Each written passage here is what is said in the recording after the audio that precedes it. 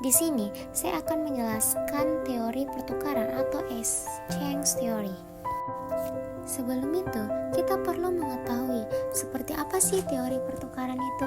Nah, dari definisinya sendiri, teori pertukaran atau exchange theory adalah teori sosiologi yang memandang interaksi sosial sebagai proses pertukaran sumber daya, baik yang bersifat materi seperti uang, barang, atau jasa, maupun non-materi seperti kasih sayang, persetujuan, atau informasi. Nah, teori ini berasumsi bahwa individu adalah aktor rasional yang berusaha memaksimalkan keuntungan dan meminimalkan kerugian dalam interaksi mereka. Ada tokoh-tokoh penting atau penemu teori pertukaran. Yang pertama itu ada George Homans, yang kedua ada Peter Blau, dan yang ketiga ada Richard Emerson. Di mana George Homans dia menekankan pentingnya prinsip-prinsip psikologi perilaku dalam menjelaskan interaksi sosial. Yang kedua ada Peter Blau, dia mengembangkan teori pertukaran yang lebih kompleks yang mencakup pertukaran kekuasaan dan status. Yang ketiga ada Richard Emerson, dia mengembangkan teori pertukaran jaringan yang menganalisis bagaimana struktur jaringan memengaruhi pertukaran. Adapun asumsi-asumsi dasar dalam teori pertukaran. Nah, yang pertama ada rasionalitas, di mana individu membuat keputusan berdasarkan perhitungan biaya dan manfaat. Yang kedua, kepentingan diri. Individu berusaha memaksimalkan kepentingan mereka sendiri. Yang ketiga, saling ketergantungan, di mana interaksi sosial melibatkan saling ketergantungan antara individu. Yang keempat, ada norma timbal balik, di mana individu ini sendiri dia cenderung membalas perlakuan yang mereka terima dari orang lain. Adapun konsep-konsep utama dalam teori pertukaran. Yang pertama itu ada sumber daya, kedua biaya, ketiga keuntungan, keempat norma timbal balik.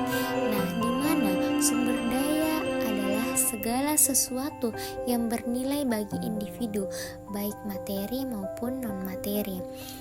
Kedua, ada biaya, di mana segala sesuatu yang harus dikorbankan individu dalam interaksi. Yang ketiga, ada keuntungan, di mana segala sesuatu yang diperoleh individu dalam berinteraksi. Yang keempat, ada norma timbal balik, di mana aturan yang mengharuskan individu untuk membalas perlakuan yang mereka terima. Adapun jenis-jenis pertukaran, ada 3 dalam teori pertukaran. Yang pertama itu pertukaran langsung, kedua pertukaran tidak langsung, ketiga pertukaran umum. Di mana pertukaran langsung itu terjadi secara langsung antara 2 individu. Sedangkan pertukaran tidak langsung, pertukaran yang melibatkan pihak ketiga. Dan yang ketiga yaitu pertukaran umum, di mana pertukaran yang tidak mengharapkan balasan langsung dari pihak tertentu. Nah, seperti apa sih aplikasi teori pertukaran? Nah, teori pertukaran dapat digunakan untuk menjelaskan berbagai fenomena-fenomena sosial, seperti yang pertama ada hubungan interpersonal, bagaimana individu memilih teman, pasangan, atau rekan kerja. Yang kedua itu organisasi, bagaimana individu berinteraksi dalam organisasi seperti tempat kerja atau kelompok sukarela. Yang ketiga, pengaplikasian teori pertukaran yaitu politik, bagaimana kelompok-kelompok kepentingan bersaing untuk mendapatkan kekuasaan dan sumber daya. Dan yang terakhir adalah hubungan ekonomi, bagaimana transaksi jual beli terjadi. Seperti apa sih kritik terhadap teori pertukaran? Nah, teori pertukaran telah dikritik karena yang pertama, terlalu menekankan pada rasionalitas individu. Yang kedua, mengabaikan faktor-faktor struktural dan budaya yang memengaruhi interaksi sosial.